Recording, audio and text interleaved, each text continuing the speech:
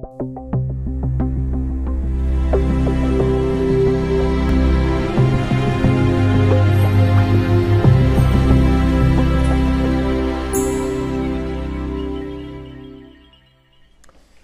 estamos con la lección número 8 y ahora nos toca terminar con el libro de Génesis y vamos a cubrir los capítulos 37 al capítulo 50. Y antes de hacerlo, pues me gustaría, como lo hice ayer, mostrarle algunas diapositivas que nos ayudan a entender un poco mejor este trozo, la última parte de la Biblia, porque de nuevo lo que ocurre es que muchas de las cosas que luego vamos a leer, pues se pueden verificar, bueno, por la arqueología, por la geografía, como acabamos de hablar Susana y yo, y es muy interesante porque nos ayuda a tener una relación, ¿vale? Para ver que esas cosas ocurrieron en espacio y ocurrieron en tiempo en un lugar determinado, ¿vale? Esto habla de la historicidad de nuestra fe. Bueno, aquí puse, pues algunas cosas que como ven lo hice para otro curso, pero bueno, eso no importa. La primera pregunta que nos ponemos es ¿dónde está Gosén? ¿Vale? Porque esto es la parte a donde luego los israelitas, o sea, quiere decir ya los hijos de Israel, que es Jacobo, van, ¿vale? Esto vemos en la última parte del libro de Génesis y a veces estoy sorprendido porque hay mucha gente que no lo tiene tan claro, ¿vale? Porque Egipto es grande. Entonces, bueno, aquí lo vemos que Egipto realmente es un país doble, o sea, tenemos el Bajo Egipto, que es la parte donde el río Nilo, que es esta banda verde, el río Nilo que viene del centro de África y cruza todo el continente africano, y es realmente en Egipto donde está el río Nilo y sus canales, ahí hay vida, donde no está, está todo seco, ¿vale? Entonces vemos el Egipto bajo y el Egipto alto. Es una cosa muy interesante que esa división en dos partes, bueno, el que ha estudiado un poco la historia de Egipto lo sabe, se refleja en el nombre hebreo. Mitzrayim quiere decir los dos Egiptos, ¿vale? No sé cómo se dice. O sea, Misr en el idioma árabe es Egipto. O sea, los árabes no lo tienen, los hebreos sí. O sea, dicen Mitzrayim y significa los dos Egiptos, que es el Egipto bajo, el de arriba, y el Egipto alto. Con esas famosas ciudades que todos conocemos, Karnak, Tebas, Luxor, etcétera. Pero es ahí donde no estuvieron los israelitas, ¿vale? O sea, estuvieron en el norte, en el delta del Nilo y sobre todo lo que es la parte, o sea, mirando así a la derecha, ¿vale? Aquí lo vemos un poco mejor. Es el delta del Nilo y es aquí donde ven las ciudades Avaris y Tanis, ¿vale? Estas son las dos ciudades donde hay muchos restos arqueológicos de los asentamientos de los israelitas, ¿vale? Es que durante mucho tiempo esto se ha negado, pero esto ya es un hecho innegable. Y vemos que, bueno, hay más lugar. Aquí tenemos Memphis. Bueno, no es Memphis, Tennessee, es Memphis en Egipto. Esto estaba antes. Entonces, un poco más al sur del Cairo, aquí vemos Cairo, justamente donde empieza el delta del Nilo. Bueno, Cairo en los tiempos bíblicos no existió, ¿vale? Por eso en la Biblia no se menciona. Pero se menciona Memphis, bueno, tampoco se menciona Memphis, pero existió. Luego Heliópolis, que era una ciudad sobre todo de sacerdotes. Entonces cuando estamos viendo el faraón, normalmente estamos hablando o bien de Memphis o de Heliópolis, ¿vale? Aquí lo vemos un poco con más detalle, donde está la flecha, ¿vale? Que está, bueno, tengo que ponerme las gafas para verlo mejor. Es donde dice Pi-Ramesés, Avaris. Esto es precisamente la ciudad donde vivieron los israelitas, ¿vale? Es una zona muy fructífera donde ellos podían dedicarse al pastoreo de los animales que tenían. ¿En la época de José? En la época de José y de José en adelante, ¿vale? Aquí vemos una foto del satélite, el TED, el DABA. Esto es bueno, es una de esas zonas, ¿vale? Entonces vemos ya son campos, o sea, es verde. Y hay canales de irrigación, quiere decir que las aguas del río Nilo llegan allí.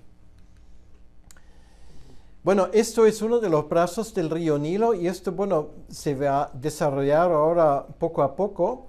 Esto antes era vacío, ¿vale? Entonces, poco a poco, vemos que ahí se ponen asentamientos. La ciudad de Avaris era una de las ciudades más importantes donde luego los descendientes de Jacobo, de Israel, se asentaron. Ahí hay un palacio de, bueno, lo que se llama de la 12ª dinastía, que muy probablemente era el palacio donde estaba José, ¿vale? Cuando él gobernaba. Aquí vemos la fecha, 1950 hasta 1750 a.C. Esto empieza aproximadamente con los tiempos de Abraham, pero cuando termina eso ya estamos hablando de los tiempos de José. O sea, de esa época viene el palacio. Bueno, luego veremos algo. Entonces, para tener un poco una idea visual,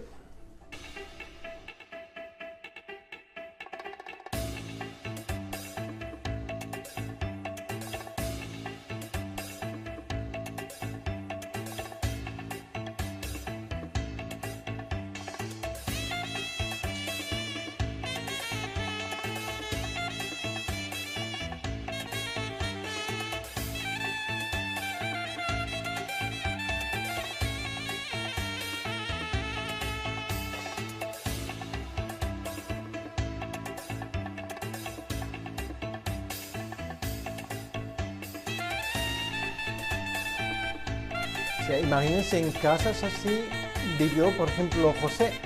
¿Vale? Pues ahora vamos a entrar en una casa egipcia.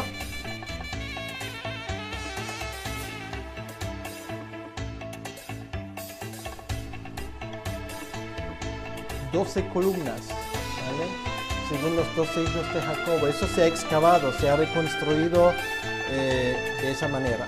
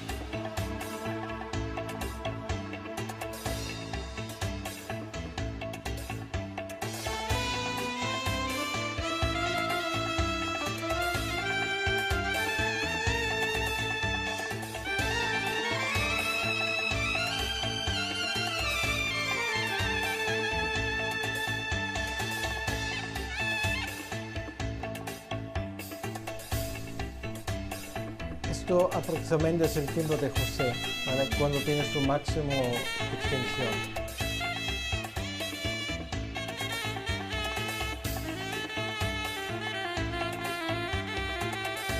Sí, este probablemente era el palacio de José, ¿vale?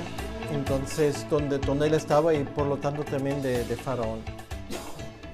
Entonces, para tener un poco una idea cómo era el ambiente, claro, lo leemos en la Biblia, pero esto es como el aspecto que tenía, ¿vale? Y es esa zona, bueno, todavía quedan muchísimas cosas debajo de la superficie, y uno de los que lleva, por ejemplo, Manfred Bietak, es un austríaco, que lleva allí creo que 30 años excavando, ¿vale? 30 años. Bueno, aquí otra vez lo vemos un poco, eso es la ciudad de Avaris, con el palacio que tenemos ahí, luego la residencia del virrey. Bueno, el palacio es donde entraba y salía José, obviamente, y la residencia del virrey a la izquierda, esto sería la casa de José. Luego tenemos ahí un asentamiento semítico. Bueno, cuando hablamos de semitas estamos hablando obviamente de los israelitas. Bueno, aquí lo tenemos otra vez. Bueno, prácticamente lo que antes lo vimos en la película, aquí lo tenemos desglosado otra vez. Esto sería la ciudad, si hubiésemos podido tomar una foto con un dron de arriba, ¿vale? O sea, todas casas bajas, los palacios ahí enfrente, muy cerca de la gente, ¿vale? Realmente.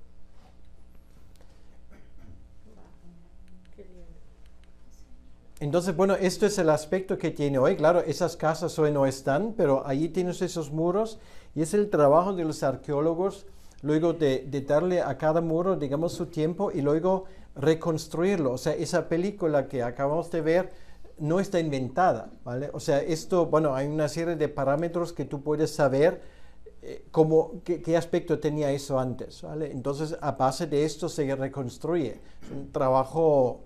No es fácil, pero se puede hacer perfectamente. Bien, esos son tumbas que se han encontrado ahí con esqueletos dentro, ¿vale? Y es muy interesante las cosas que, por ejemplo, que tienen, o sea, tú puedes hacer un análisis hasta el día de hoy de ADN y te das cuenta que eso no eran egipcios, ¿vale? Por lo que llevan en los genes. Entonces, bueno, hay todo tipo de artilugios que demuestra que allí, bueno, había asentamientos de gente que no eran egipcios, ¿vale? Que tenían otra cultura y, bueno, técnicamente hablando, eran cananitas, ¿vale? Porque ellos, bueno, eran, decimos, israelitas, pero claro, es como si tú vives siendo cristiana en un ambiente musulmán. Bueno, no te haces musulmán, pero te vistes de otra manera, ¿vale? Entonces, hay que imaginarse, esos son algunos de las cosas que se encontraron. Esto es una parte de una estatua de un rey en aquel entonces. Esos son los pies, o sea, ni siquiera se ha excavado del todo. Wow. Y luego nos damos cuenta que por encima, o sea, cuando la ciudad de Avaris pues queda ya finalmente en olvido, prácticamente por encima, o sea, en una capa superior se construye otra ciudad, que es la ciudad de Ramesés, ¿vale? Que se construye en el siglo XIII a.C., o sea, ya después del Éxodo, pero nombrado por otro de los faraones. Bueno, vamos a mirar un poco esos tiempos de Jacobo y de José. Esto sería lo que antes vimos, el palacio del virrey, porque José era esto, ¿vale? Era el segundo, como ustedes saben, y tendría aproximadamente ese aspecto, ¿vale? Aquí, claro, estos son animaciones, digamos, artificiales, pero se puede reconstruir según los hallazgos arqueológicos que se han hecho. Aquí otro aspecto de eso. Ahora nos damos cuenta, se fijan en esa pirámide que está a la izquierda, ¿vale? Con la entrada. Esto con toda probabilidad era la tumba de José. Y aquí vemos esa columnada de 12 columnas, ¿vale? Entonces el número 12 para los egipcios no tenía importancia, pero tenía importancia para Jacobo porque tenía 2 hijos.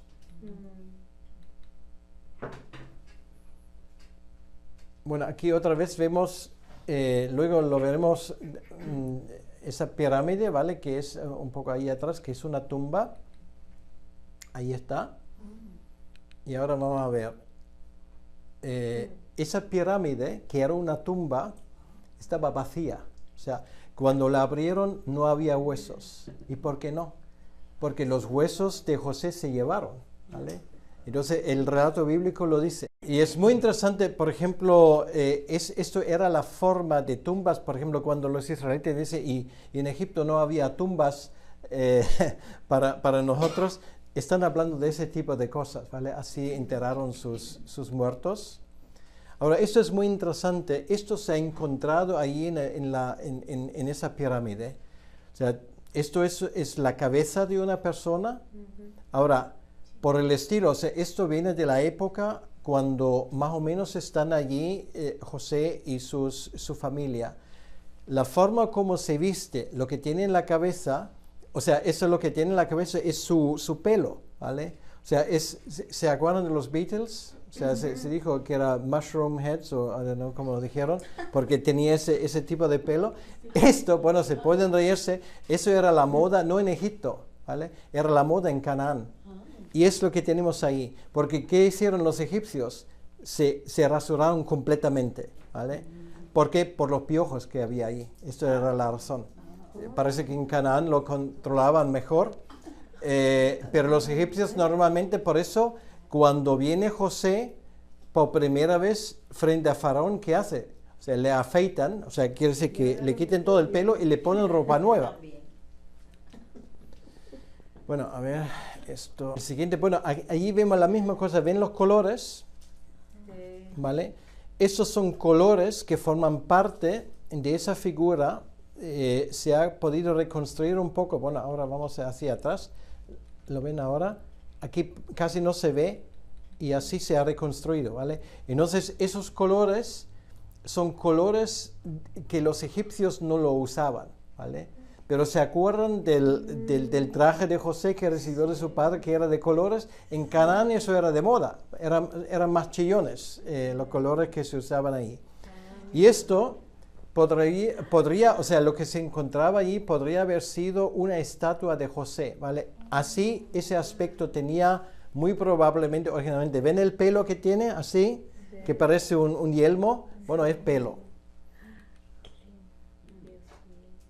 Y bueno, vamos a escuchar esto. Esto es de un programa, un documental que salió en la televisión española. Bueno, de hecho es producido por un americano, el señor Mahoney, muy interesante. Coincide punto por punto con la historia de José en la Biblia. El abrigo de muchos colores es un regalo por ser el favorito de su padre. Ese abrigo, de hecho, se puede decir que es su sello más distintivo, lo que más recordamos siempre de él. ¿Sabes si hay alguna otra estatua de un semita parecida a esta en Egipto? No hay nada semejante en toda la historia egipcia. ¿Nada? Nada en absoluto. Entonces, bueno, el que tiene a la derecha es uno de los egiptólogos más famosos de nuestros tiempos, ¿vale? Y lo más curioso es que ese hombre no es creyente, ¿vale? ¿Vale? O sea, él se autodefine como agnóstico. Entonces acaban de escuchar la pregunta, dicen que hay algo parecido, dicen no, es único, ¿vale? Es que no hay otra cosa en todo Egipto se ha encontrado eso. Ahora hace otra entrevista, o sea, esa gente son expertos en la materia, ¿vale? O sea, no es que han cogido ahí cualquiera. ¿Era poco común que una tumba albergara una estatua? No, lo que es poco común es que tuviera una tan grande. Puede que su tamaño fuera el doble de un ser humano medio. ¿Qué es lo que sugiere que la estatua fuera más grande de lo normal? Que era una persona muy importante.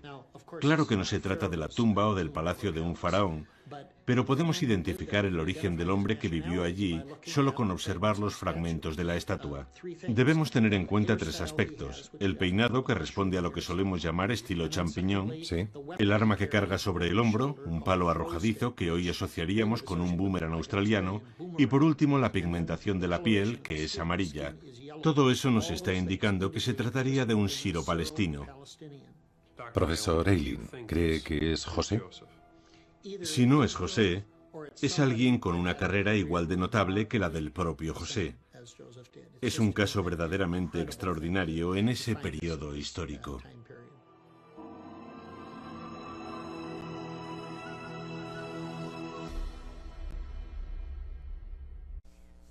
Bueno, luego tenemos otra cosa que es muy interesante, que eso tiene que ver con la geografía egipcia, es que hay un canal, ¿vale? Lo dije el otro día, que hasta, bueno, lo pueden buscar, de hecho, en Google Maps, que se llama Bahr Yusuf.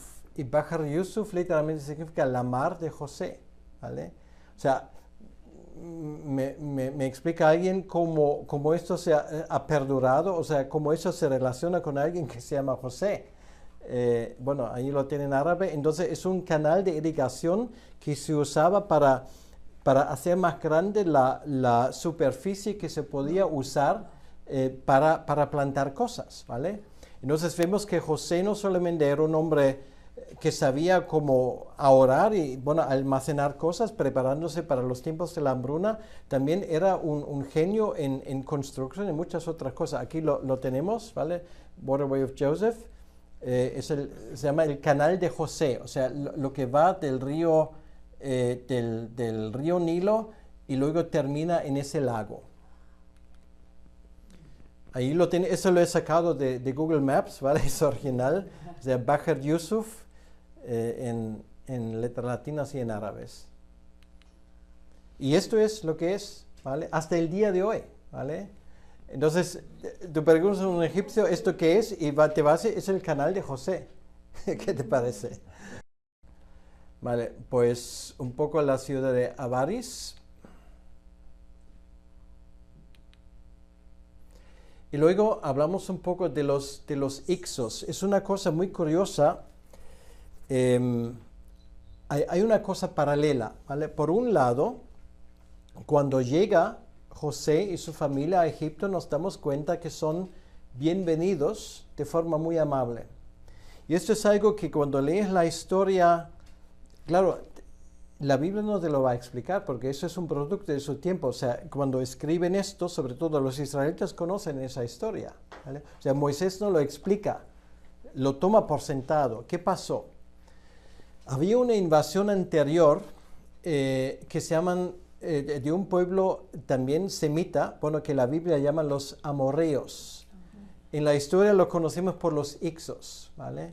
Y los Ixos, bueno, el nombre significa los que gobiernan países extranjeros. Son ellos que llevan, o sea, son superiores a los egipcios porque tienen un arma que los egipcios no tenían, se llama caballo, ¿vale? Entonces ellos importan los caballos que luego lo vemos, bueno, los carros y los caballos de los que persiguen el éxodo ya lo tienen, pero son ellos que en su momento, siglos anteriores, o sea, entre 1720 y 1556, lo llevan a Egipto. O sea, cuando ellos están y viene José y su familia, les reconocen como otro pueblo semítico, ¿vale? No amorreo, pero para ellos son cananitas y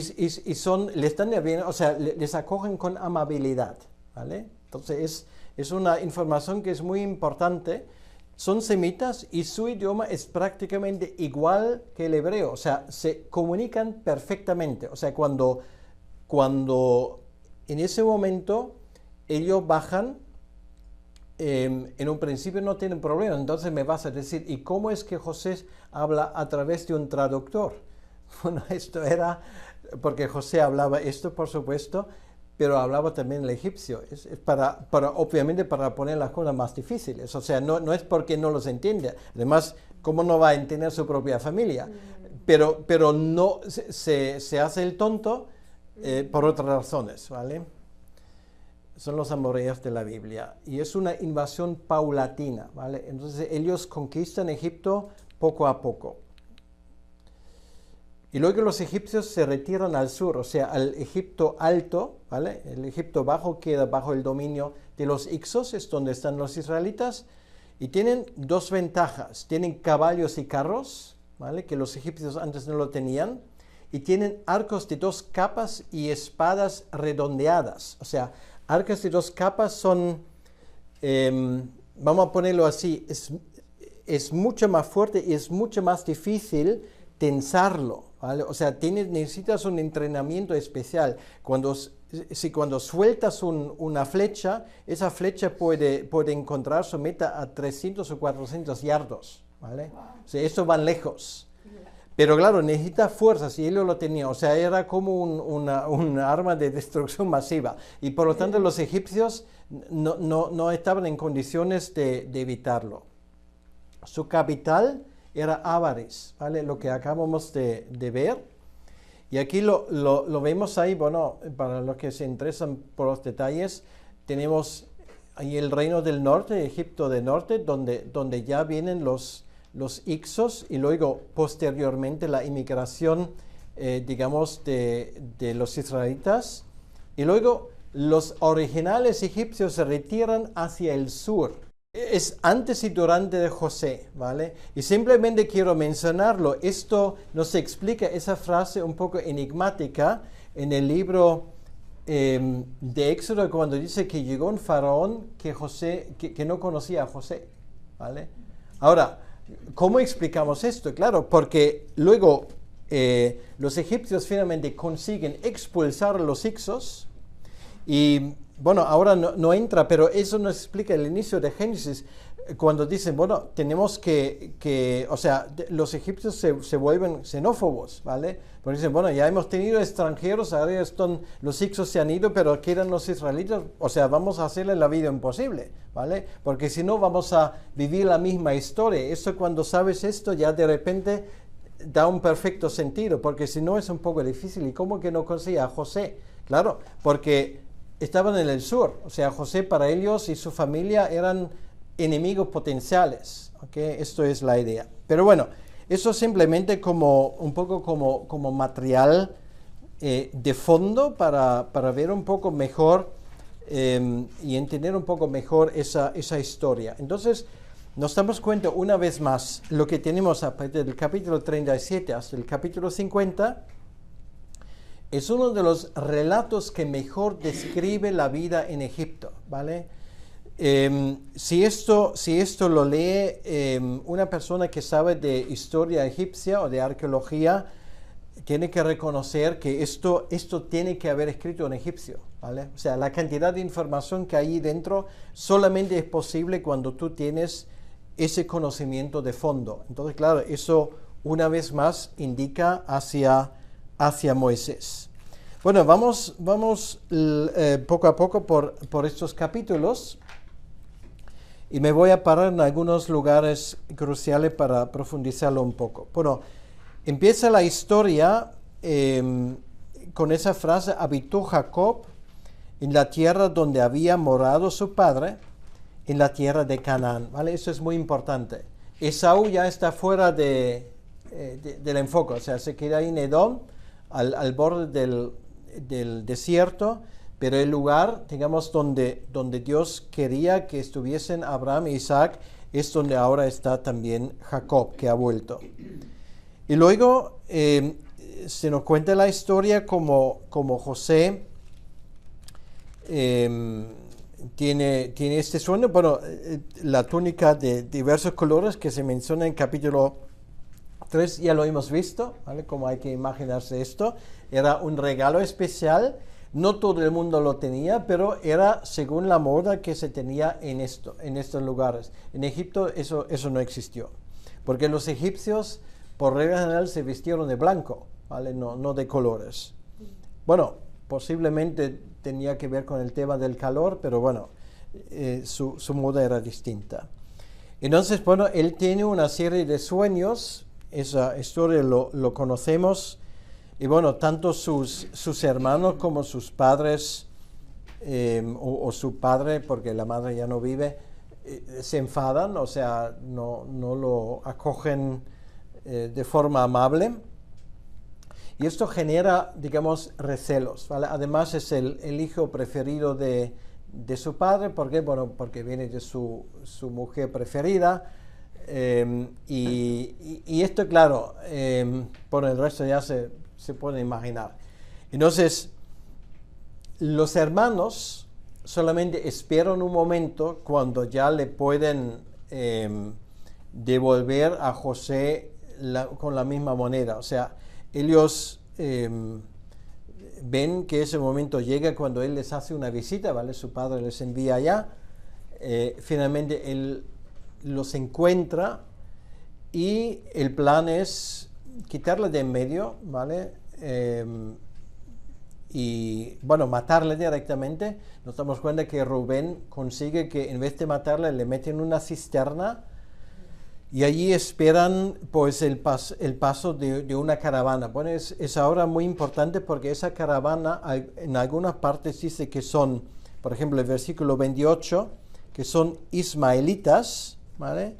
Y en otros lugares dicen que son madianitas. Por ejemplo, en el mismo versículo, dice, versículo 28 del capítulo 37, y cuando pasaban los madianitas, mercaderes, sacaron ellos a José de la cisterna y le trajeron arriba, y le vendieron a los ismaelitas por 20 piezas de plata. Y algunos dicen, bueno, aquí tienes una contradicción, o son madianitas o son ismaelitas.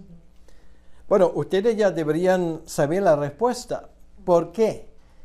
Porque una cosa es el lugar geográfico que se llama Madián, ¿vale? Es allí donde está Jetro. Entonces, eso ya lo hemos visto, está en el noreste de Arabia Saudí, lo que es hoy. Entonces, ellos cubren una ruta de caravanas que viene de allí, o tal vez incluso de más lejos, y van a Egipto, ¿vale? Van por ciertos caminos que pasan por Canaán. Vienen de allí, de Madián, pero son ismaelitas, o sea, descendientes de Ismael. ¿Okay? Entonces, se usan los dos nombres, pero hablan de dos cosas distintas, pero es completamente explicable por qué. Y bueno, Rubén realmente le quiere salvar, y luego, en fin, pues conocemos la historia. Dicen, bueno, un animal le ha devorado y todo esto. Bien. Pues esto es la primera parte de la historia. Termina el capítulo 37, que los madianitas lo vendieron en Egipto a Potifar, oficial de Faraón, capitán de la guardia. Capitán de la guardia quiere decir que es un jefe militar, ¿vale? Entonces, allí está, y de momento hay un corte, o sea, casi se lee como una telenovela, ¿vale? Porque ahora viene un capítulo 38 que parece que no tiene nada que ver, pero que sin embargo nos facilita información adicional.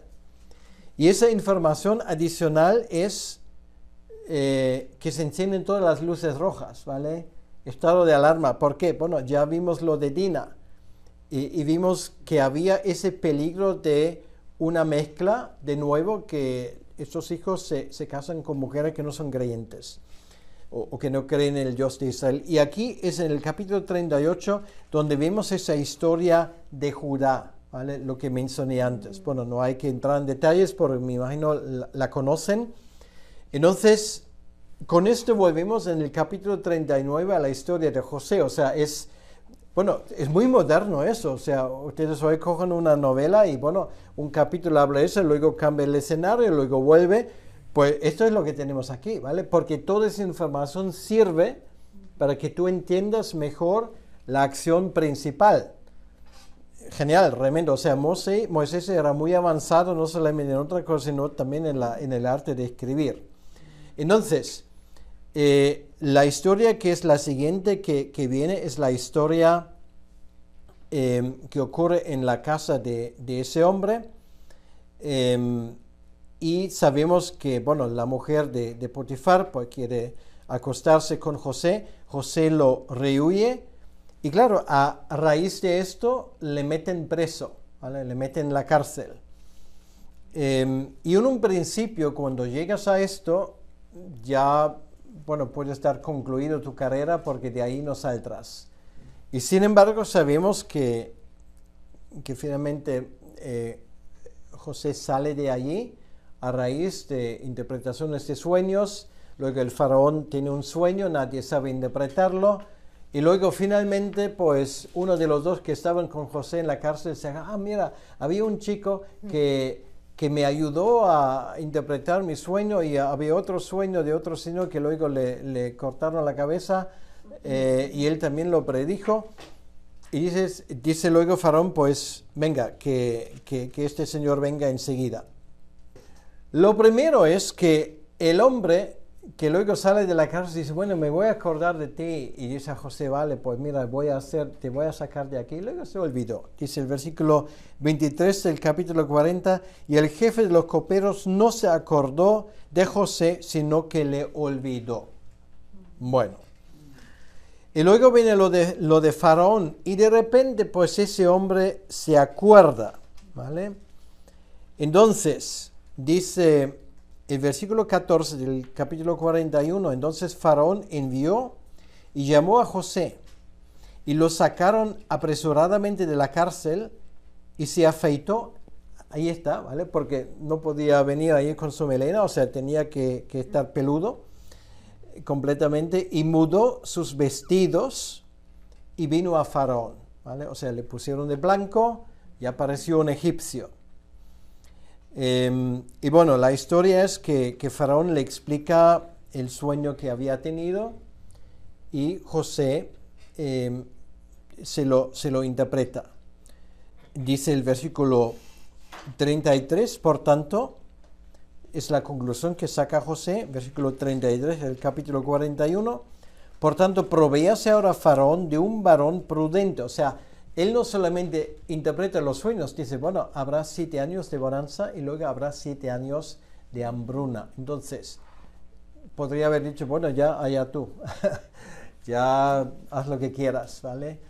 Pero luego le da gratis, digamos, una aplicación. Dice, bueno, lo prudente ahora es que te busques un hombre que tiene 2 dedos de frente y que él aproveche la situación de los años buenos para prepararse para los años malos. Bueno, hablando de los políticos de hoy en día, no quiero ni entrar en ese tema. O sea, en aquel entonces, pues, es obviamente lo que tiene José, que hoy nos falta en muchos casos. Entonces, haga esto Faraón. Versículo 34, ponga gobernadores sobre el país y quinte la tierra de Egipto en los 7 años de la abundancia. Quiere decir que de todo lo que se saca, porque se va a sacar la abundancia, el 20% va a los graneros, ¿vale? O sea, vamos a prepararnos para esos tiempos malos. Y junten toda la provisión de estos buenos años que vienen y recojan el trigo bajo la mano de Faraón para mantenimiento de las ciudades y guárdenlo, ¿vale? En diferentes partes del país, no solamente en un lugar, sino en todo Egipto. Y se podía hacer porque en Egipto hay una ventaja. Si sales un poco del río Nilo, el terreno está seco, ¿vale? Completamente. Entonces ahí nada se pudre. Es la razón por que las momias se conservan tan estupendamente, ¿vale? Porque no se pudre nada. O sea, tú pones ahí en un granero, si lo cuidas de las ratas, y esto se puede hacer perfectamente, esto no se va a echar a perder. Es como un conservante natural, ¿vale? Estamos hablando de una humedad del aire por debajo del 10%, ¿vale? Bueno, algo desconocido en la Florida, pero en Egipto es distinto. Bueno, y Faraón encantado y dice, bueno, ¿para qué vamos a buscar ese hombre? Pues mira, chico, vas a tener este trabajo, ¿vale? Y le da un anillo especial, bueno, le pone con todos los honores, y dice, bueno, este señor ahora es el segundo de Egipto. Bueno, la historia luego se desenvuelve, efectivamente, en esos 7 años, se recoge esto y bueno, luego ya viene la sequía. Y no solamente es un problema en Egipto, sino es un problema en Canaán. Esas cosas ocurren, bueno, dice el versículo 43, el capítulo 43, versículo 1, el hambre era grande en la tierra. Claro, no en toda la tierra, sino es una expresión en esa zona, ¿vale? Hay un problema en Egipto, hay un problema en Canaán. ¿Y qué ocurre? Pues cuando los familiares de José se dan cuenta que se les acaban las provisiones, pues su padre decide mandarles a Egipto para comprar. Bueno, al final se decide, al inicio no quieren, ¿no? Pero ellos dicen, mira, no vamos a tener más remedio, esto se va a acabar. Y al final les deja ir. Bueno, no voy a entrar en esa historia porque realmente ahí no hay que explicarlo mucho, ¿vale? Esto se lee de verdad como una novela y tú lo lees y lo entiendes, o sea, no hay ningún tipo de complicación. Lo que luego es muy interesante son particularmente los últimos capítulos, cuando finalmente José se da a conocer a sus hermanos, un momento muy emocional, y ellos obviamente pues temen que José se va a vengar, ¿vale? Y José les dice, no hay problema, no va a haber esto. Y viene una cosa que, bueno, ayer en el estudio de Daniel también hablamos de eso, que Dios cuida de todos esos detalles. Y lo que ocurre es lo siguiente, lo que José les dice es que ustedes tenían un plan maligno, ¿vale? Pero Dios ha usado ese plan maligno para hacer algo bueno de ello, ¿vale? Y esto es la esperanza, si puedo hacer esa aplicación, que lo vemos en toda la Biblia, ¿vale? Los hombres sin Dios tienen planes malignos. Y esto ha pasado en aquel entonces, pasa hasta el día de hoy. Pero hasta lo maligno Dios lo puede usar. Y para mí fue muy interesante. Mi hijo durante un tiempo hizo, creo que es judo, creo que se llama. O sea, es un deporte de defensa. O sea, yo tampoco entiendo mucho de ello.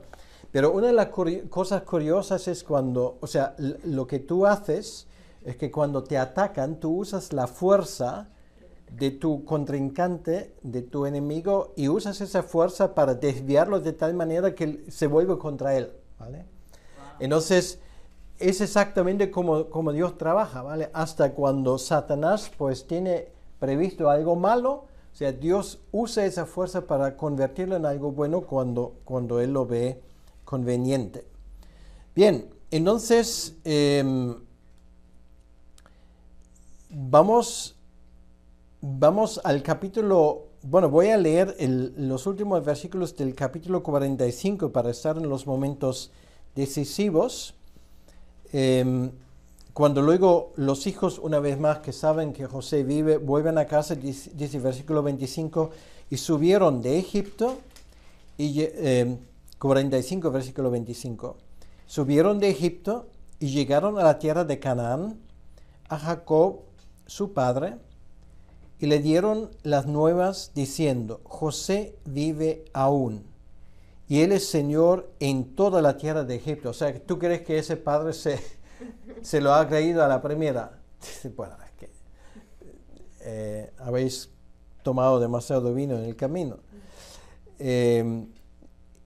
Y en el corazón de Jacob, el corazón de Jacob se afligió porque no les creía, ¿vale? O sea, esto es una historia realmente que complicado que alguien te lo crea cuando lo cuentas. Y ellos le contaron todas las palabras de José que él les había hablado, y viendo Jacob los carros que José enviaba para llevarlo. O sea, quiere decir que ellos se lo contaban, están dentro de la casa, y Jacob dice, bueno, ¿qué me contas? Dice, bueno, padre, sal, mira esto. Entonces Jacob sale de la casa y que ve un carro de combate egipcio aparcado delante de la casa, ¿vale? O sea, dice, bueno, esto le habéis robado esto. O sea, él ve esto, pero eso ya, obviamente, finalmente lo cree. O sea, dice aquí, y viendo Jacob los carros, no solamente era uno, eran varios, o sea, volvieron con escolta militar, porque ellos no tenían carnet de conducir egipcio, entonces, bueno, tenían que hacer ellos. José enviaban para llevarlo, su espíritu revivió. Entonces dijo Israel, basta, José, mi hijo, vive todavía, iré y le veré antes que yo muera. Bueno, una vez más, en la primera parte es la genealogía, ahí nos enteramos cómo estas personas que al final bajan a Egipto, ¿quiénes son? ¿Vale? O sea, sus hijos, luego... Capítulo 46. Capítulo 46. ¿Vale? Entonces, allí tenemos toda esa relación.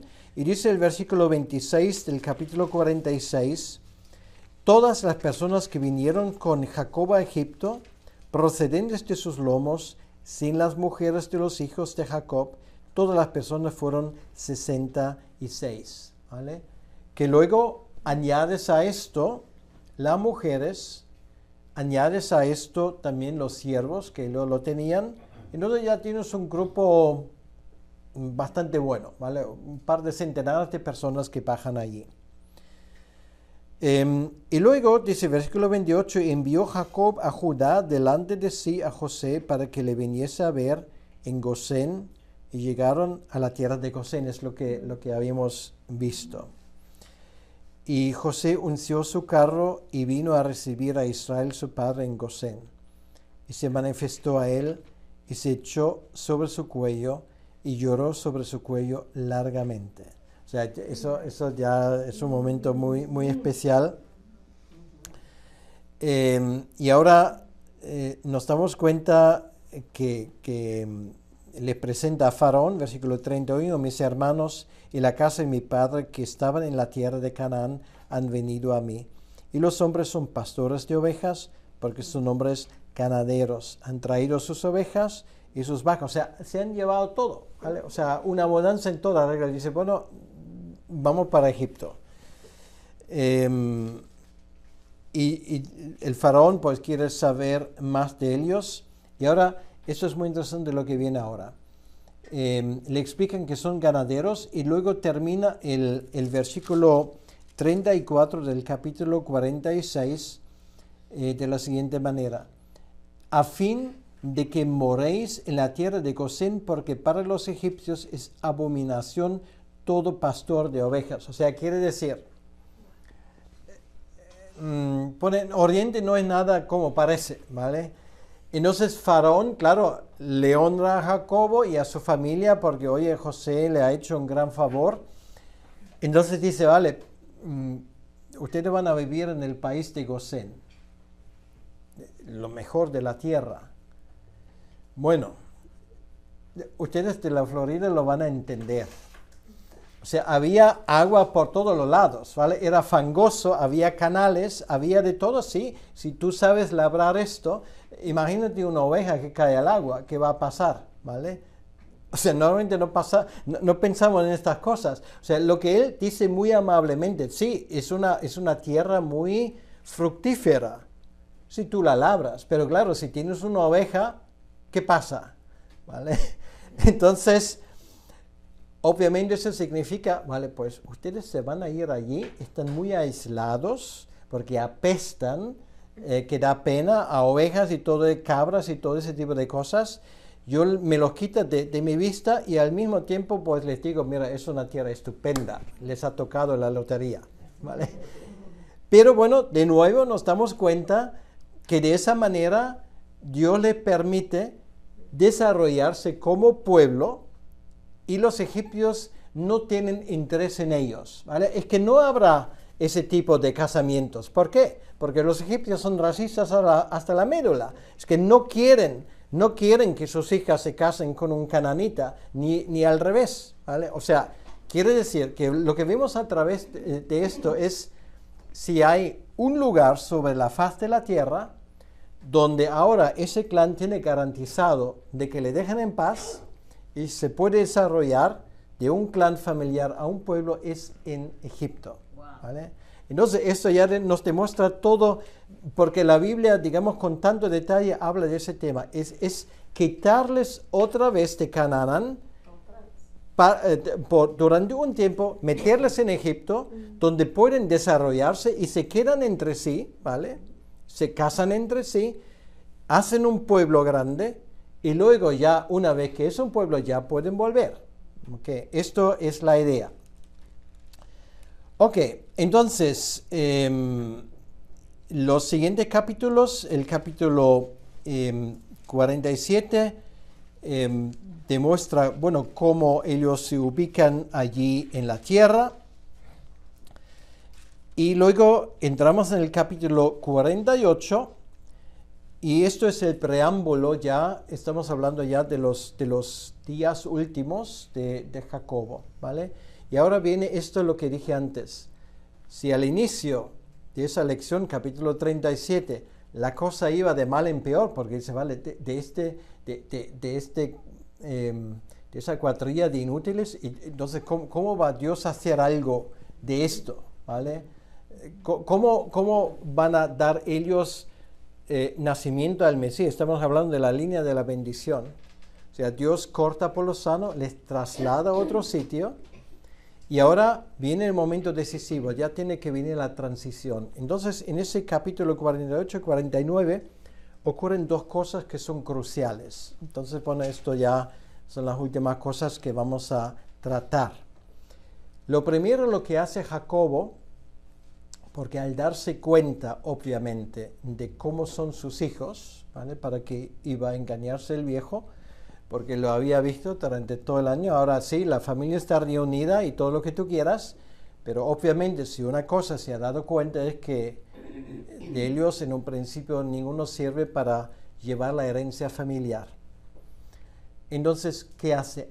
Adopta a los dos hijos de José, ¿vale? Efraín y Manases. Esto es la ceremonia de adopción cuando dice, versículo 14, entonces, versículo 14, capítulo 48, entonces Israel extendió su mano derecha y la puso sobre la cabeza de Efraín, que era el menor, y su mano izquierda sobre la cabeza de Manasés, colocando así sus manos atrás, aunque Manasés era el primogénito. Y bendijo a José diciendo, el Dios en cuya presencia anduvieron mis padres, Abraham y Isaac, el Dios que me mantiene desde que yo soy hasta este día, el ángel, ¿vale? Podríamos decir el hijo, o sea, es como una bendición trinitaria, ¿vale? El ángel que me liberta de todo mal, bendiga a estos jóvenes y sea perpetuado en ellos mi nombre. ¿Okay? Esto es porque luego Efraín tiene otro nombre, lo llaman Israel, ¿vale? Ahí lo tenemos el cumplimiento, porque era la tribu más importante. O sea, Manasés y Efraín pertenecen al pueblo de Israel en el norte, o sea, cuando hay la división, y ellos llevarían el nombre de Jacobo, ¿vale? Y esto lo que quiere decir que ahora él los adopta formalmente, es la razón porque tenemos una tribu de Efraín y una tribu de Manasés, pero no hay una tribu de José, ¿vale? Es curioso. ¿Por qué? Porque tienen la doble porción de la herencia, ¿vale? Es la bendición ahora que recae en él. Pero ahora hay una cosa muy curiosa, que en su lecho de muerte ahora Jacobo pronuncia una bendición sobre cada uno de sus hijos. Bueno, bendición quiere decir que él profetiza, ¿vale? Entonces lo que tenemos en el capítulo 49 es muy interesante porque, bueno, ya tendríamos que hacer un análisis de la profecía sobre cada uno de ellos y cómo esto se había cumplido luego en la historia de Israel, ¿vale? Y se había cumplido a rajatabla. Pero solamente nos vamos a fijar en una de esas profecías, es la de Judá. O sea, ahora tenemos una cosa muy interesante, la doble porción de la herencia, ¿vale? Va hacia Manasés y Efraín, pero la herencia espiritual va a ir a través de otro hijo, que es su hijo Judá, que no era el más ejemplar de todos, que duda cabe, ya hemos visto algunas cosas. Y vamos a ver lo que dice de él. Dice en el versículo 8 del capítulo 49, Judá, te alabarán tus hermanos, tu mano en la cerviz de tus enemigos. O sea, esa habla de que es una tribu beligerante.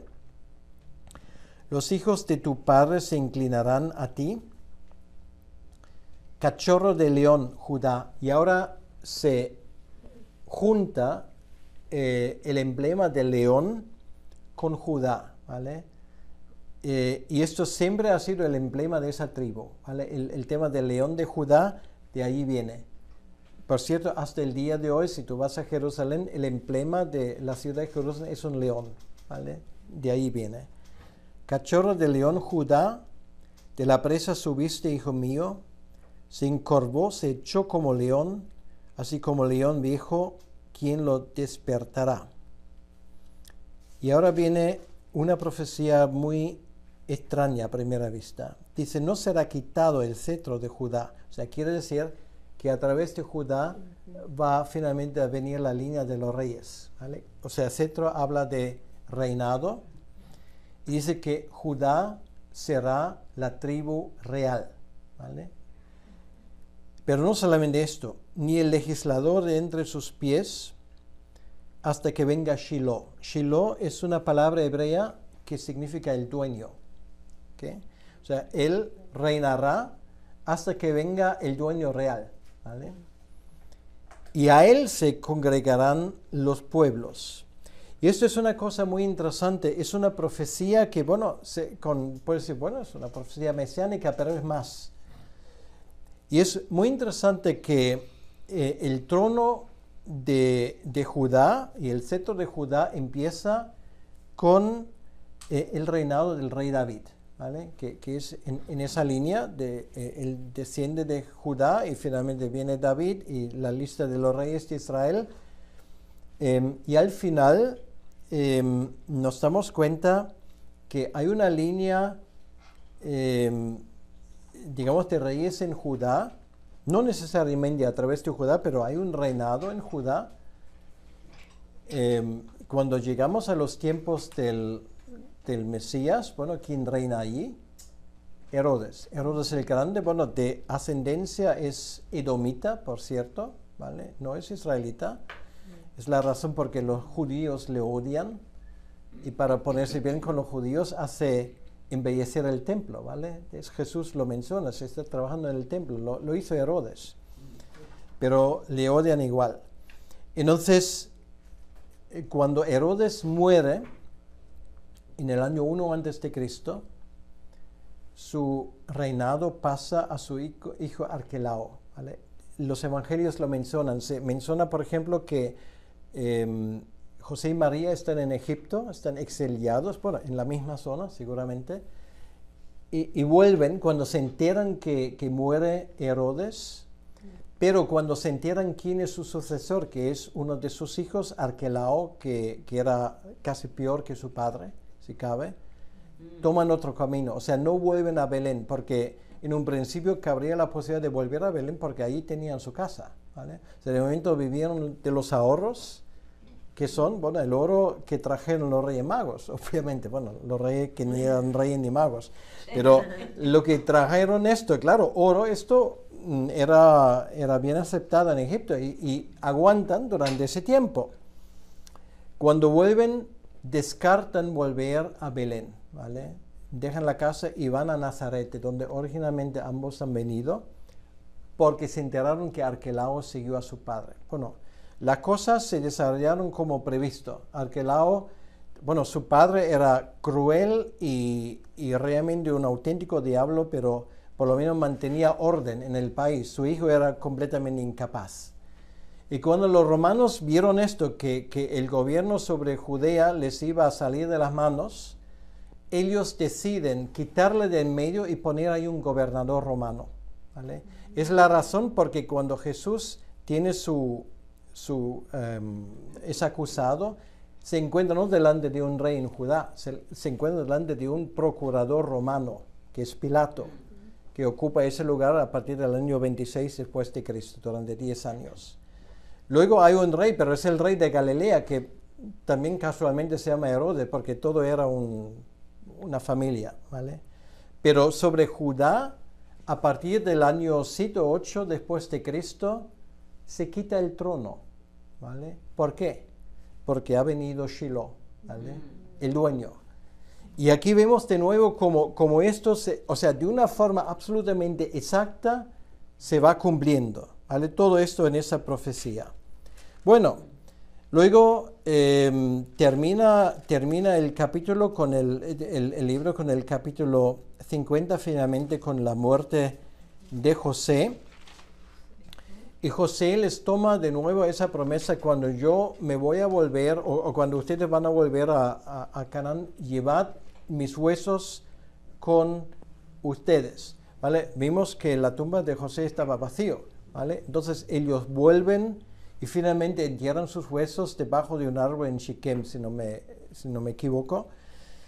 Y ahí, bueno, termina el libro de Génesis con esas palabras: hizo jurar José a los hijos de Israel diciendo: Dios ciertamente os visitará y haréis llevar de aquí mis huesos.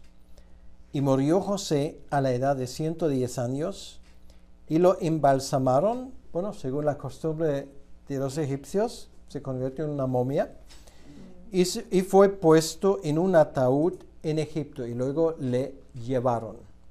Ok. Bueno, hasta aquí hemos llegado. fue un viaje un poco muy por encima, pero claro, se puede dar lo mismo en 10 lecciones o en 100 lecciones, porque siempre hay algo más que se puede explicar. Pero bueno, la idea es seguir las líneas maestras y espero que hayamos visto cómo eso empieza y cuando termina el libro de Génesis, hay una cosa que está bien clara.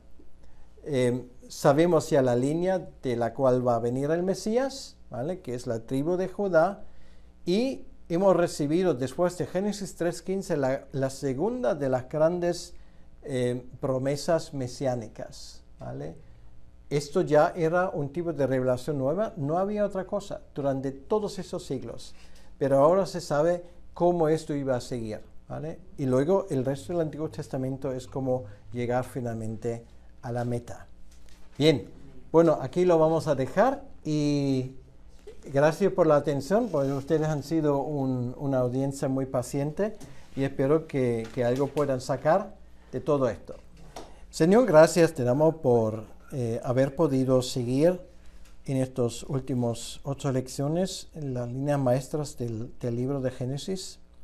Señor, gracias como vemos como de la caída de Adán y Eva y de tu promesa en Génesis 3:15, ya estás construyendo un pueblo y tenemos ya una línea y sabemos en qué dirección todo esto se va a ir.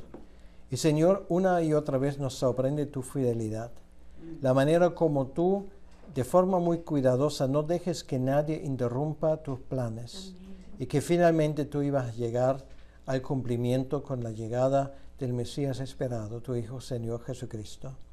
Te pido, Señor, que tú bendigas estas clases en los que están aquí, mis hermanos, y también en todos aquellos que luego lo van a ver por video.